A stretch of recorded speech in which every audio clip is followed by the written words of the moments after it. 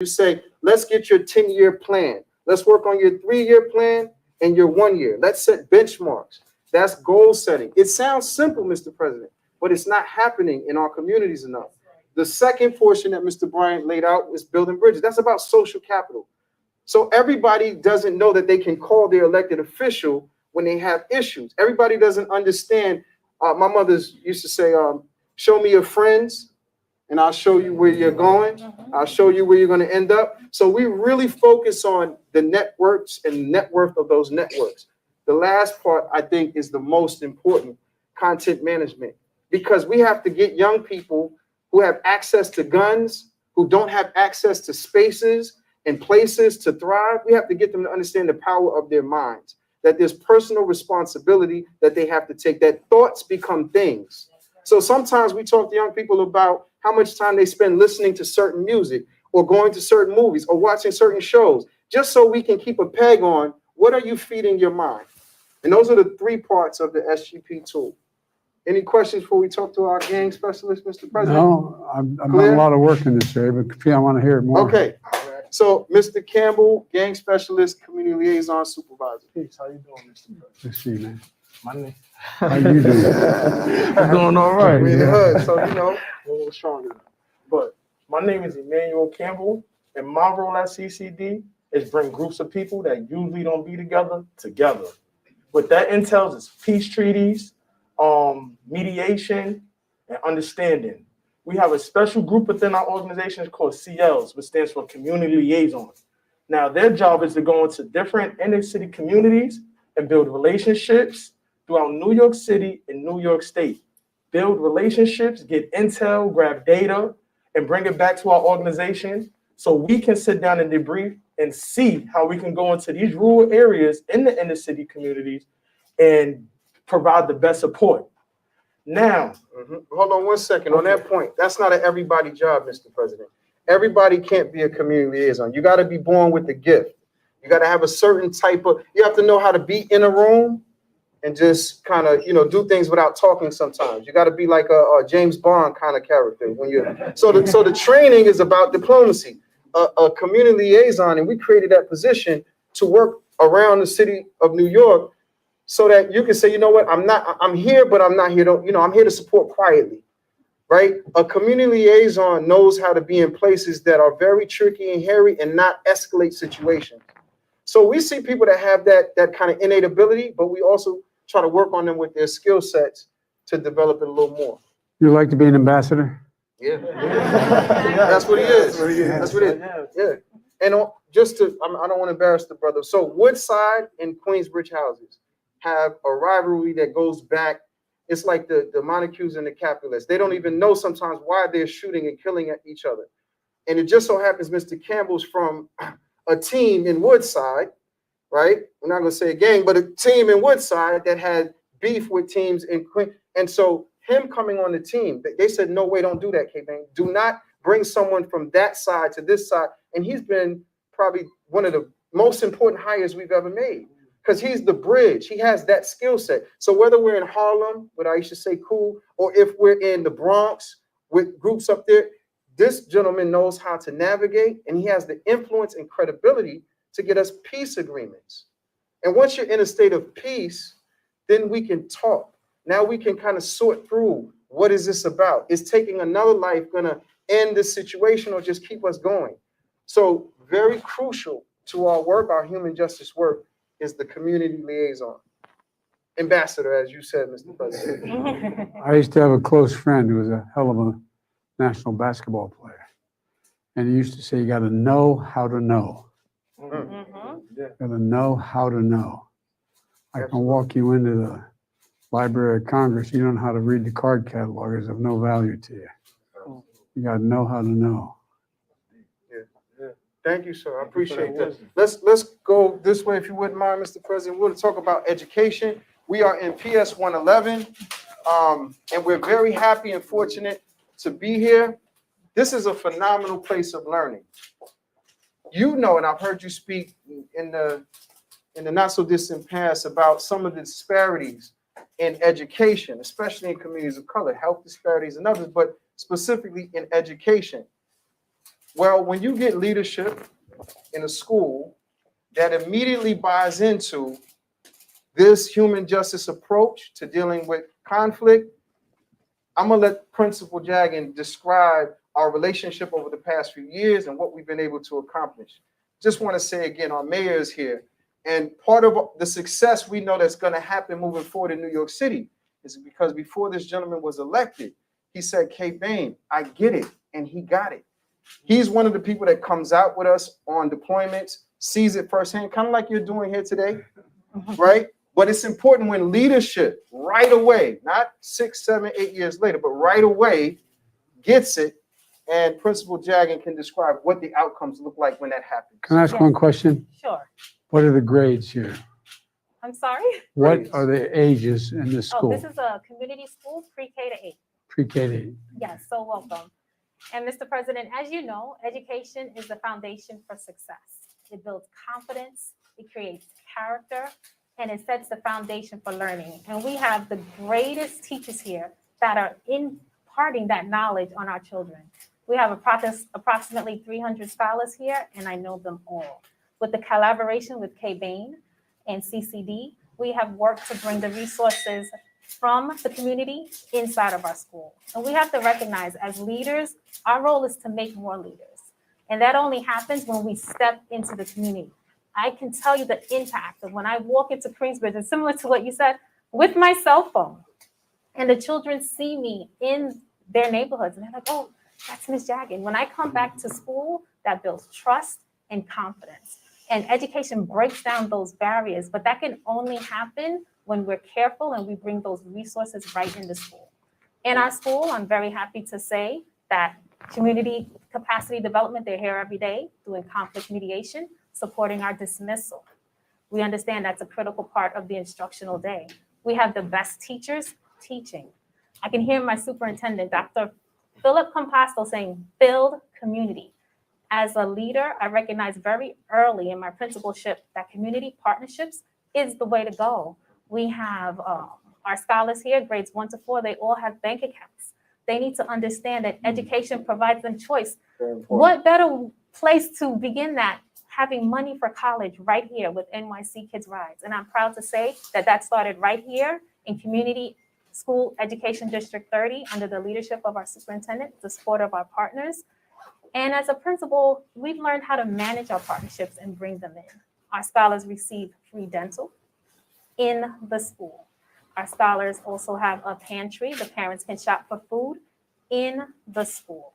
When they need glasses, vision, they're getting headaches, we provide it to them free of charge in the school. So what we've done as a community, as a team, we've taken away the barriers because we can have the best teachers, the best principal, but learning will not happen. Learning cannot happen when we're faced with those barriers. When I'm hungry, my teeth hurts, I have a headache. When I can have people working with me and understanding that goal and that challenge and how real it is, and we can eliminate that, learning can happen. And I see my children building confidence. They can speak, they can articulate, they can use their words. I want to thank you for that with the mediation, getting the power of language. And one of our instructional focus here is making thinking visible. And we do that through discussion. And I always tell them, when you can choose where you live, when you can choose where you want to go for higher education, when you can choose who you speak with, when you can choose who you partner with, things become so much better and so enlightened. And as a principal, as an educator, as a teacher, I recognize the importance of doing that with our teachers, doing that with our partnerships, bringing in robotics, having financial literacy, the critical thinking skills, all of that necessary to make good humans. Violence will stop. Yes. It starts here. School is magical. This is where we learn. This is where the imagination can grow. This is where we have fun. We are a community school of multimedia, communication, and arts. That is led by our positive behavior director, Mr. Murray, who supports us. That is also supported by our assistant principal, Ms. Ham, who focuses on vocabulary and literature with our teachers and scholars. I have an amazing data specialist that has tracked our impact throughout the years. As a school, we went from being persistently dangerous to a school in good standing.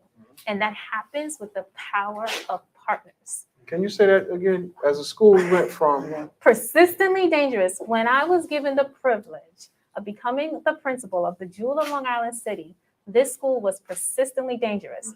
Mr. President. How is that defined, consistently dangerous? So the city, New York City, had a marker with the VADAR index, the violence index.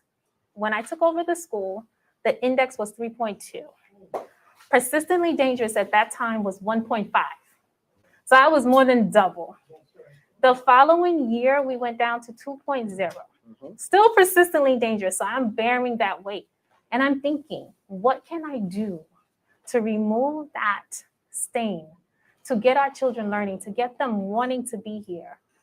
The third year, we went down to 0.9. No longer persistently dangerous. Here comes Kay Bain, helping us with that work. Tell me what constitutes dangerous. You mean fights in schools, Fights kids in with school, guns in schools? Guns in school, fights in schools, children hurting each other, children getting injured, looking differently than they came in and leaving looking another way. It makes the school different. Now when we come in, it's a happy place. Children are smiling. I get hugs and kisses. I can't tell you, the little ones are at my ankles. The big ones are over here. Just a little story of one of my 8th grade scholars. She's now the president of our scholar government. She's been here the entire time with me. When we first got to know each other, she was little. I think she was in 2nd grade. She wouldn't speak, very shy. Through the years of us being together, working with the partners, seeing the familiar faces in the school, her confidence has built. Now she's making choices. She campaigned in the school. She put up her signs. She gave out treats. She ran a very solid campaign and was elected. And she takes her position very seriously. And she advocates for the scholars in our school. She tells me what's needed. But that happened because of our work. She has choice now. What kind of participation do you have from parents? We created those structures. So we made it so that we communicate with their parents in their language. So they have different opportunities because we recognize that different parents have different needs. So we have participation in morning with our principal's breakfast that we host. We have academic parents who come to our academic parent-teacher teams where we share the data, the academic data. But do they show up? They come. So here's the thing, Mr. President. We have parents who come to the events that are celebratory. Their children are singing and dancing because we are an art school. And then we have the academic parents that come in. We would like more participation, of course, and we need that help. We have an old expression where I come from, don't kid a kidder. Yeah, I know a lot about schools. yeah. And one of the most difficult things in schools, where in fact you were persistently dangerous or Yes. not, is the lack of participation of the parents. And the parents many times don't have the confidence to even be seen or be involved at all because they can't read or they can't write or they have a background where they have a drug problem or whatever. That's why I asked the question, because I don't know of a school that in fact is doing well that does not have more parent participation. Yeah.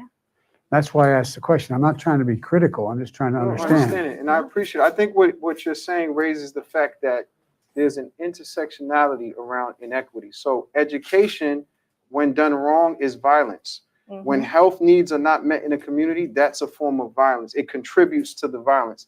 And so that's why it's important in a holistic approach that we call healing justice, human justice work. We consider food apartheid. What food do Yeah. people have access to? That is something that contributes to violence. Mhm. So when students don't feel safe, Mhm. there is no learning. The SGP, the tool that we spoke about, Mr. President, is about taking the individual from survival mode mentality, survival, fight, flight, freeze, Yeah. into one of creation, where an individual, be it a student, be it an adult, be it a gang member, can start to design and define reality for themselves. And so those are the type of tools and approaches that we use. It's worked here. It's worked in Baltimore, Maryland. Recently, we got a report. We did some training there in, what county were we in? In Edison County in Baltimore, Maryland, 365 days, no shooting, no killing, because we dealt with the mentality, we dealt with the food, we dealt with all of these factors that once upon a time they said was everything under the sun approach. They said, you guys are trying to go after everything, but people are multi-layered, three-dimensional. So we can't just talk about violence and not talk about students feeling safe in schools. I agree. We can't talk about violence and not talk about chemical misuse or dependency on substances. We have to talk about all of these things simultaneously if we're going to stop violence from happening in our cities around the country. And what's being done here with our school, with our families, and being replicated in the district, in our community areas, needs to be replicated across the country for this to work. Absolutely. I think we got a great example Mhm. and a model for the nation here. If you wouldn't mind, Brother Cobb, I want to introduce Martin Cobb, Operations Manager, to talk a little bit about our pillars in youth development. Absolutely. Some of the Peace and metrics. blessings to you, Mr. President. Peace and blessings, Mayor Adams. We're lucky that the crisis management system that we speak about, Kay Bain is one of the co-architects. From his mentor's work in the 90s in restorative justice to his work when he was on the city council, drafting the legislation that eventually became the crisis management system. There's three parts to it. We spoke about the anti-gun violence piece. There's also a wraparound services piece where we provide referrals, mental health, education. And the third piece is what we hear today. It's called school mediation. The same staff that we deploy out in those streets that are stopping fights is the staff that we bring in here to prevent the fights. The same staff that's out there stopping the conflict is the same staff that we bring into these schools to prevent conflicts. And the way we do it is we have this thing called 5 pillars. The 5 pillars is actually this: financial literacy, arts and culture, critical thinking, conflict resolution, and health and wellness. All of our programs, activities are driven on those 5 pillars. And subliminally, to Kay's point, they go back to human rights, human development, and human justice. So we're being creative in our approach and instilling these values in our youth, because the ultimate goal is we want human rights, human development, and human justice for them. And those are the foundations for community partnerships, the community work that's being done in school. And the wraparound services are essential in schools. Parents need to know that they can come here and just get it and have that worry eliminated so learning can happen. The one thing that I've observed over the years is that the more you have the parents involved, the better the shot. The less you have them involved, the harder the shot. Because they may come out of an environment during the day that you're providing.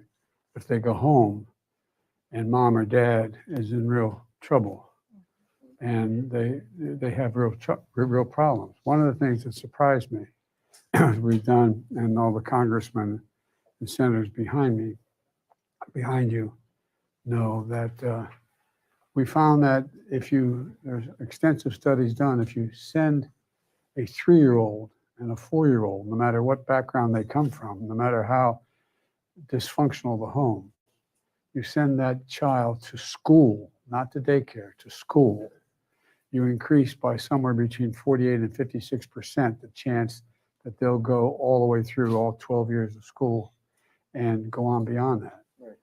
But it is because up to that time, anyway, that's why I asked so much about the parent involvement. Sounds like some legislation, Build Back Better, that was passed in November. Well, that deals yeah, with it. but yes and no. I mean, this is even more basic than that. What I'm trying to get at is that it is difficult for a child, no matter what circumstance they're in, for 10 hours a day when they leave home and go to school, and go back, if they go back to a totally dysfunctional system in their home. And so that's why I'm asking, you haven't talked at all about the home and what impact that has on what you're doing. Yep. Because in most of the neighborhood, I used to work in a neighborhood that was in the projects for years. And you could tell what in fact was likely to be the kid you were working with, if it's based on the home situation they were in. Right. And that's why I ask about, but you've never once mentioned parents. So here. outreach workers, right? We talked about community liaisons as a position and what they do, how they make peace agreements. We have what's called outreach workers and violence interrupters. An outreach worker becomes semi-guardian a lot of the times to young people. So our outreach workers will be the ones who will pick up young people, take them from the school. If there's no food at home, then we have a team that makes sure that those basic human needs are being met. Many times, young people will stay in our offices, in our centers, in our spaces, well into the wee hours of the night. We're the ones that say, let's do some homework with you here because your lights are not on at home. So there is a component of the model, and every outreach worker is assigned to a caseload of 10 to 15 young people. Most of the time, these young people are high risk. There's certain things that we check off to say, this is a high risk young person. For example, you have just been involved in the criminal justice system and you're returning. Another example, you have access to a firearm. Another example, what we check off to deem someone high risk is that you're involved in a street organization or gang. But these are